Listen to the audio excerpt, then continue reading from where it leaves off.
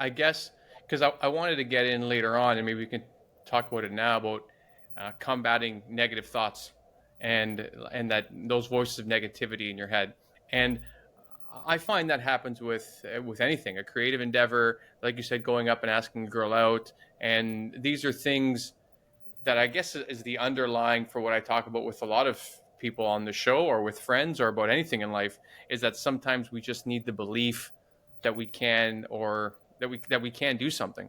So do you see that a lot in your coaching that all of this is that for different things that we need to do in life, each of us have lower or higher set points for when that negativity voice starts to kick in? I think we do. I don't think it's a set point. It's a contract we've made with ourselves, so it's very malleable. Which is why training and motivational lectures and things like that, life experiences, will change that. They'll change your sense of purpose or your sense of perception. So I actually have a speaking program called The Voices in Your Head, because when I try to explain to people that want to go to SEAL training, young guys, I'll say, all you got to do is two things. Go find somebody who's having a good time in the worst of circumstances. You find some guy who's laughing or making jokes or has a smile on his face. Go find that person and get shoulder to shoulder and stick close, because it rubs off. It's, humor and happiness and confidence is as contagious as doom and gloom and despair, because the Right. opposite is true. If you stick around the people that are moping and, dragging their feet and everything, it'll take you down too. The second Right. thing I tell them is you will start to hear some voices in your head that will start to convince you of the logic of quitting. It's just the way the brain works. I'm in a situation, I'm in a problem.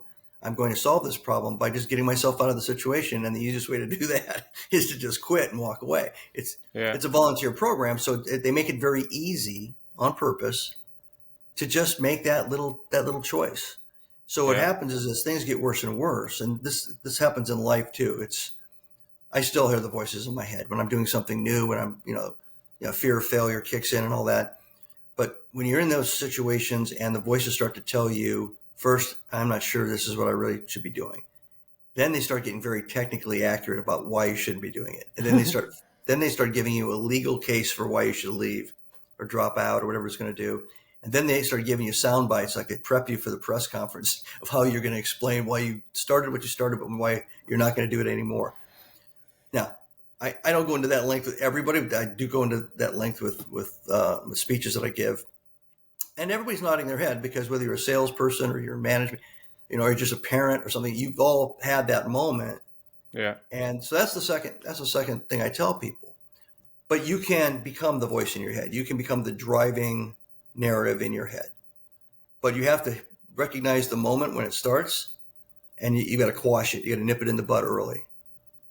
Whether you have a mantra that repeats why you're doing what you're doing, or you just make a decision. I've started something, I'm going to finish it. And then if I want to quit after I finished it, like I don't want to do it as a career, whatever, all right, I'll do that. But I'm not going to quit something I've started that I thought was valuable, either as a life lesson or as a career step. So I don't know if that works. I hope it works. Young kids, everybody goes through these training courses when they're in their early 20s, late teens. So not a whole lot of life experience to lean back on, but it's applicable whether it's in special forces, special operations, or whether it's in life.